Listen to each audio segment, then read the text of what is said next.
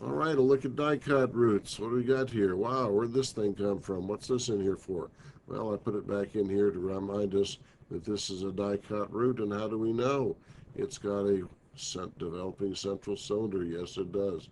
Let's move on. Okay, here's a dicot root with its central cylinder. What does it have? Well, it has another type of tissue from the epidermis out here all the way to the central cylinder. The most abundant tissue in plants. What is it called?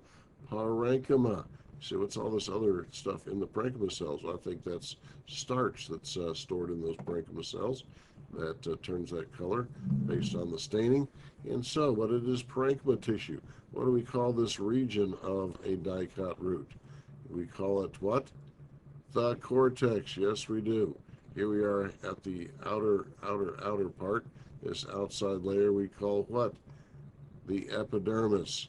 And so then the epidermis, inside the epidermis, we start immediately with the cortex made of parenchyma tissue. Now we move back, and so the cortex goes to the central cylinder. Time to take a closer look at the central cylinder. There it is. What do we see? Well, the most obvious cells are the ones in the middle. Big, thick-walled cells. We'll find out in class why they're so thick-walled a little bit later. But thick-walled cells. What are these thick-walled cells? They are what kind of cells again? Xylem cells. Xylem cells. What do xylem cells, what's their function? They conduct what? Water up the root in this case. In between the xylem ridges, you call these little places where the xylem sticks out, xylem ridges. In between the ridges, there are other types of pipes and other types of vascular tissue. And what is that? It's what? This is what? Phloem. Yes, phloem. Phloem. What's the function of phloem? Conducts food downward.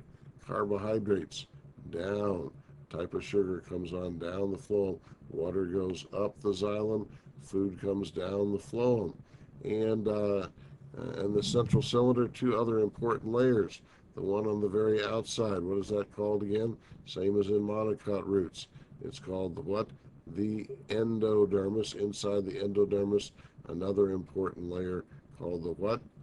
The pericycle. What develops from the pericycle? Yes, branch roots, and more if it's a woody, going to be if it's going to be a woody root, but at least branch roots from the pericycle. So let's quickly recap. What do we got here on the outside of the central cylinder? Endodermis. Next, inside the pericycle, thick-walled stuff in the middle. Xylem, thin-walled stuff in between the xylem ridges.